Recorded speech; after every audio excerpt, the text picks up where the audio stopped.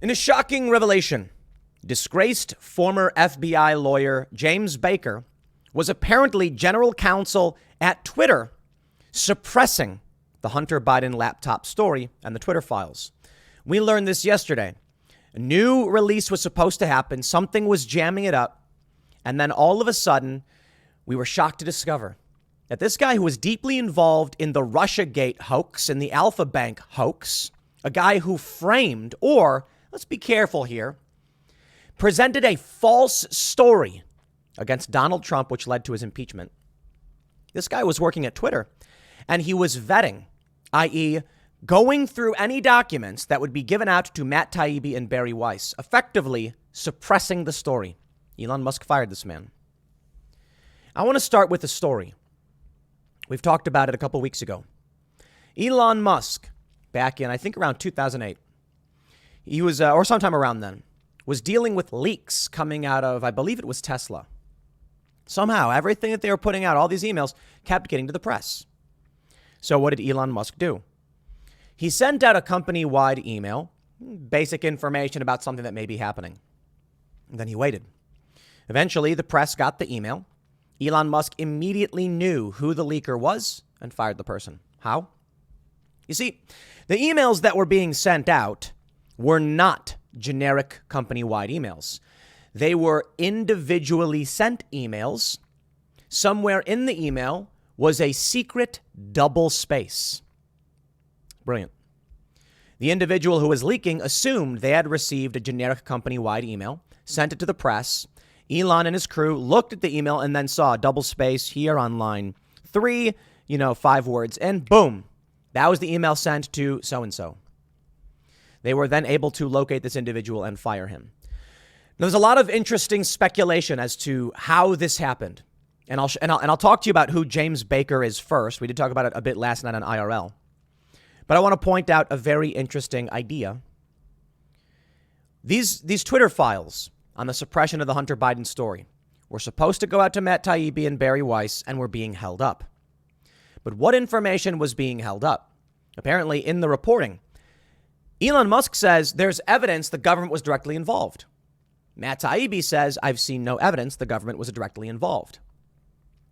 Jack Posobiec and Michael Tracy both have viral tweets explaining that Yoel Roth of Twitter was in contact with the FBI, the DNI, DHS, the federal government executive branch, for years, was in communication, having meetings with Twitter.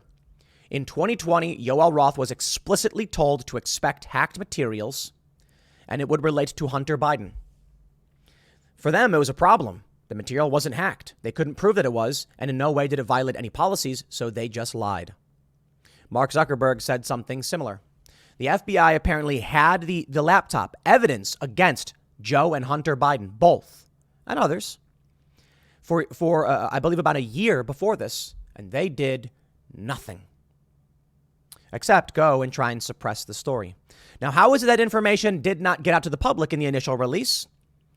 Jack Posobiec says it's quite simple. The former FBI general counsel was the one filtering the information.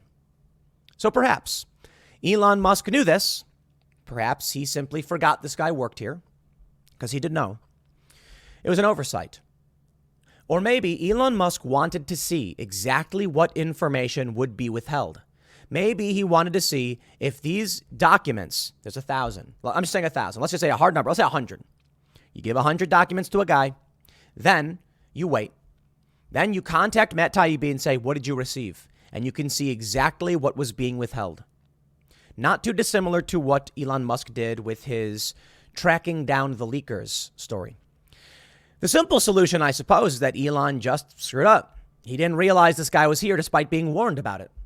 But let me tell you about who this guy is. Let's talk about who this guy is. Shant Misrobian on Twitter, writing and talking at Inquire More, says, just to catch everyone up, a former FBI official who was deeply involved in Russiagate and who was then planted at Twitter was discovered to have combed through the Twitter files without telling Elon Musk before they were released to Matt Taibbi and Barry Weiss. Can't make this up. According to Musk, he didn't become aware of this until Sunday, after the files were made public. The official, James Baker, was then fired by Musk. Sean Davis, I believe of the Federalist, co-founder, says, I am shocked to learn that the FBI lawyer who signed off on an illegal FISA warrant containing fabricated evidence meant to deceive the federal courts was also involved in a corrupt scheme to hide evidence about the FBI's role in censorship of the Hunter Biden laptop story. It might be time for AG Eric Schmidt to depose Jim Baker under oath. Shant then points out, as evidenced from this exchange with Mike Cernovich in April, Musk was at least at one point made aware of Baker and his background. Now this, I think, is a bombshell. Mike Cernovich, I think I retweeted this from Mike Cernovich, to be completely honest. Cernovich says, Twitter lawyer Jim Baker, when general counsel of the FBI personally arranged a meeting between the FBI and Michael Sussman. In this meeting, Sussman presented fabricated evidence in the Alpha Bank matter. Elon Musk, this is who is inside Twitter, he facilitated fraud. The Alpha Bank matter, Russiagate, etc. This was a hoax against Donald Trump. They claimed that his servers were connecting with Russian banks or something of that matter. It's all nonsense. Donald Trump was found never to have colluded with Russia. It was all fake news, and it was used to justify impeachment of Trump. Elon Musk responded to Mike Cernovich, 8:09 p.m., April 26, saying, sounds pretty bad. Now, a fair reading? Elon Musk doesn't remember every single thing anyone's ever said to him. He sees this thing tweeted at him in April. He gets the company in November, late October. And then he's like, I don't remember any of this stuff. You know, it was a passing comment on Twitter. Maybe. But Elon Musk tried to back out of the purchase. And I've suggested this, several others have. Maybe Elon Musk realized just how much of a hive of scum and villainy Twitter was, notably with government involvement, and said, I can't get involved in this. My theory, or hypothesis, I should say, was that Twitter probably had several national security letters, instructions from the federal government as to what they have to do. I mean, imagine this. You're some woke trust and safety guy. The FBI contacts you and says, this is what we're going to do. What do you think this person said? He probably said, oh, okay, I guess. Elon Musk sees that and says, oh boy. And then maybe decides he doesn't want to own this company. Well, they make him do it. And this is what's happening. So it's very strange. I wonder why. Perhaps ultimately the sale took place because they said, let's keep some components within Twitter. I would also be willing to bet, good sir Elon Musk, there is remote access tools on your servers, which you will never be able to find. There's probably employees who are plants who are going to be leaking. That's why I fired so many people.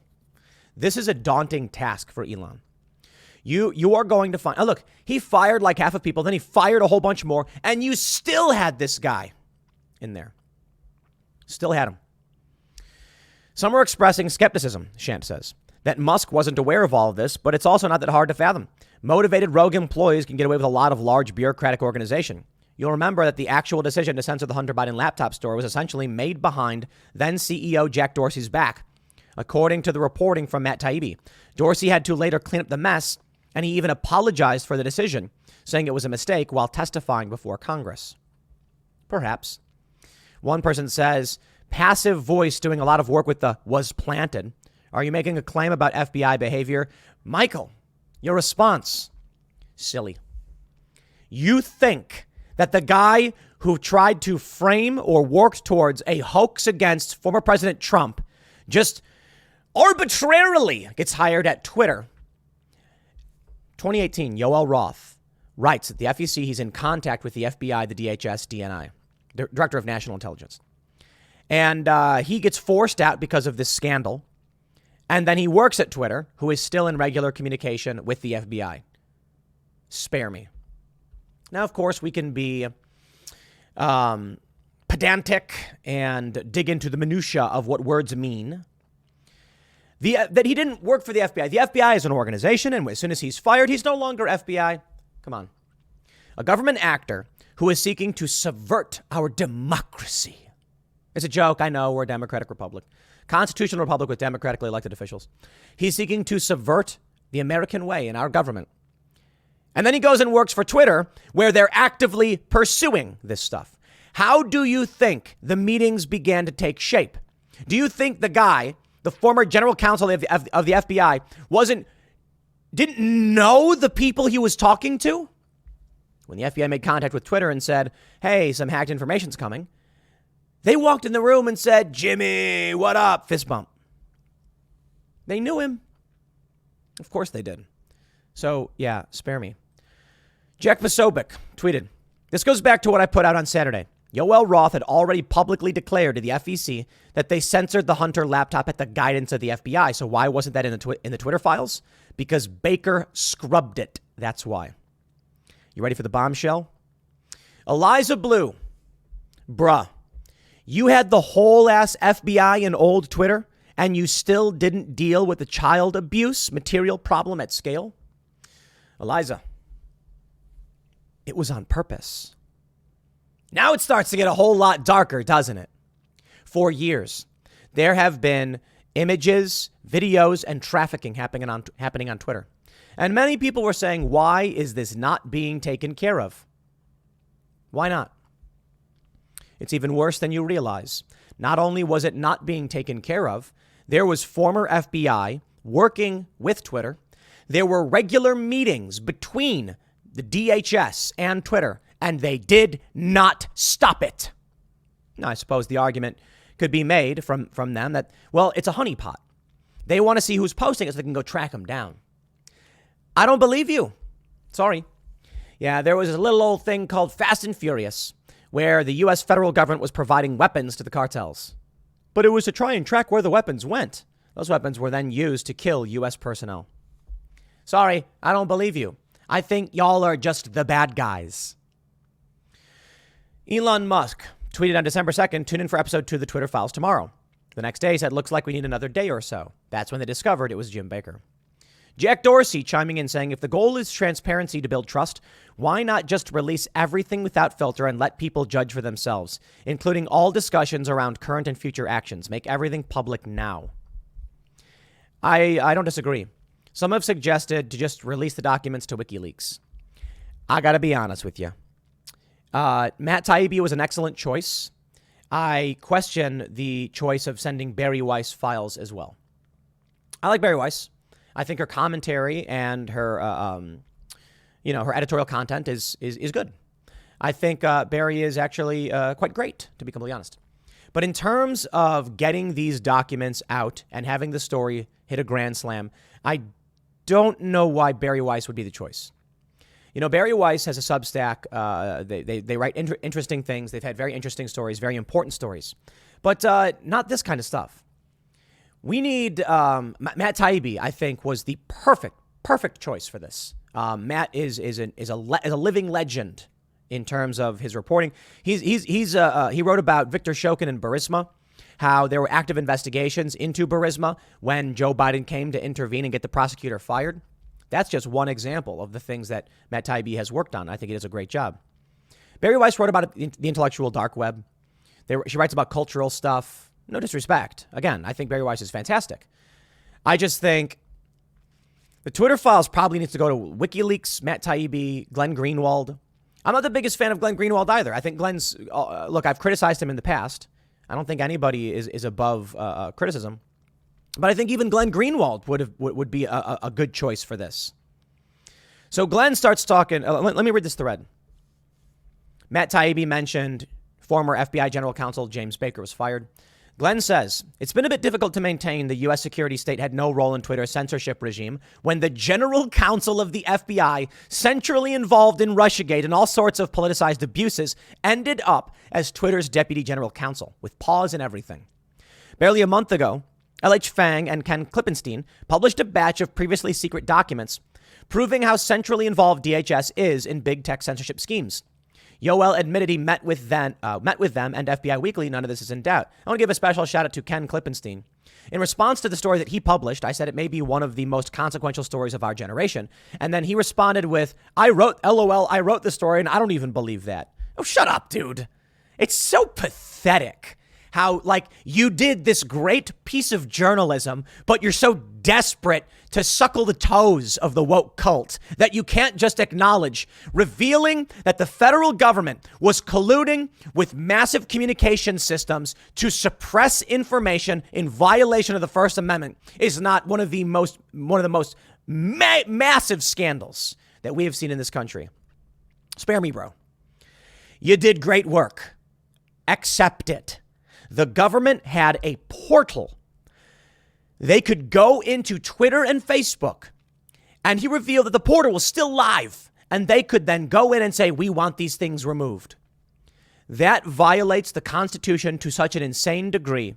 You may as well say there is no Constitution at all. Incredible. And then he's like, I don't even think this story is that big.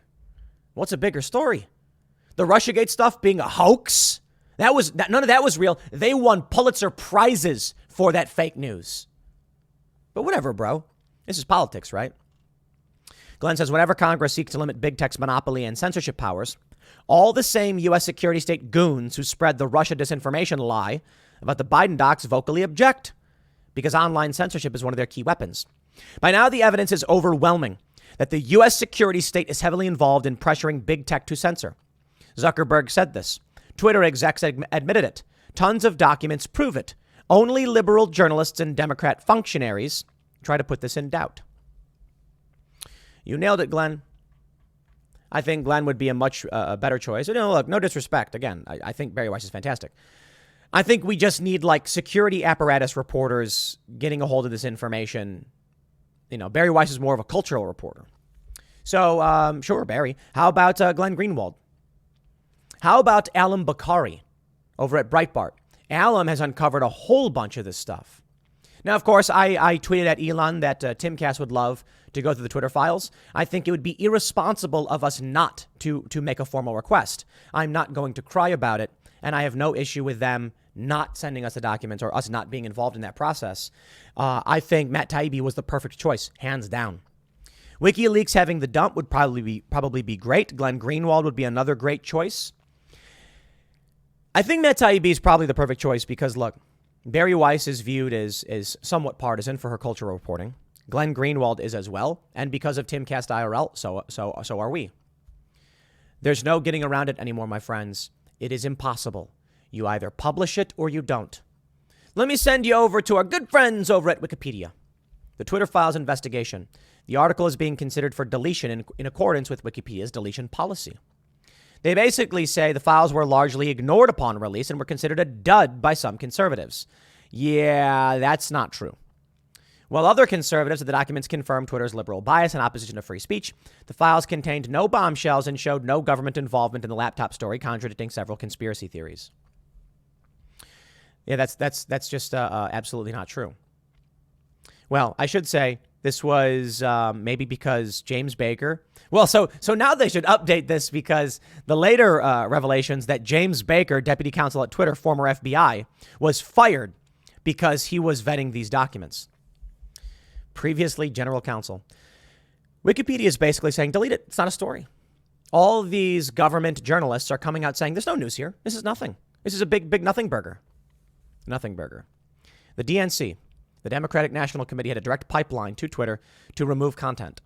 They actively sought to remove the Hunter Biden laptop policy, admitting in their own internal communications they had no policy justification for doing so. A previous filing with the FEC showed that the FBI was heavily involved and had warned them of this content explicitly. So yeah, evidence of government involvement. It is pointless now to try and feign impartiality. Elon, give the documents to Alan Bakari. Give all of the files to Alan. He is a tech reporter. He's exposed so much of the bias and the collusion. Give the documents to WikiLeaks. Give the documents to Glenn Greenwald. Give the documents to Ian Miles Chong. He works for The Rebel. Give the documents to Timcast. Let everyone just have at it. I'll tell you what. After you do that, give the documents to the New York Times. Let them sit there staring at it going, uh-oh. Or maybe not.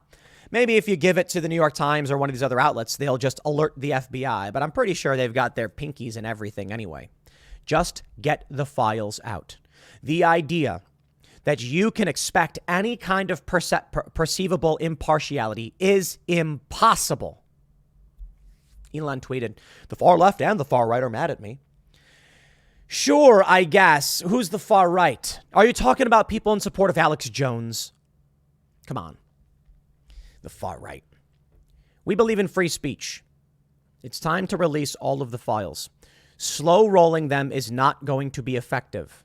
We saw it work to a certain degree with the NSA files and Glenn Greenwald. But in the end, there's, thousands of documents that never saw the light of day because people just grew tired of it? Just do a data dump. I suppose there's a challenge here. Your best opportunity is a hard data dump to journalists all at once. You do a direct data dump to the public. What happens? People then start tweeting random things. It's noise. You do a data dump to only a few journalists, and they can only go through a certain number of stories, and then eventually people say, yeah, we get it. You do a large data dump to a large number of news outlets. They all then independently find stories, and then over the course of a week or two, or maybe a month, you get peppered with bombshell, bombshell, bombshell, bombshell. And then the story dies, as it would have either way. The best thing to do is probably, Elon, Matt, send this out to as many people as possible. In fact, you know what? I'll message them and say, hey guys, like, my opinion on this, send out, get as much of this out as possible. Matt does not come across as the kind of guy who's thinking he's got an opportunity here. You know what I mean? I don't think, what I mean by that is, I don't think Matt sits on a trove of documents and says, no one can have this but me. This will make my career bigger. I think he's like, we got to go through this and get this story out. That being the case, I think what needs to happen is it needs to go to more journalists now. I don't care who, fine, whatever. There's just got to be more, and it's got to be real, So I would suggest Glenn Greenwald. Alan Bakari, I think, is probably the best person. And I have to wonder why it didn't go to Alan in the first place. I'm sure he's got connections in the tech space. We've got to get more out. The corruption runs deep. There's a deep state, my friends. Look at what's going on. They are manipulating our elections in front of our faces. Very, very interesting. All right, I'll leave it there. Next segment's coming up at 1 p.m. on this channel. Thanks for hanging out, and I'll see you all then.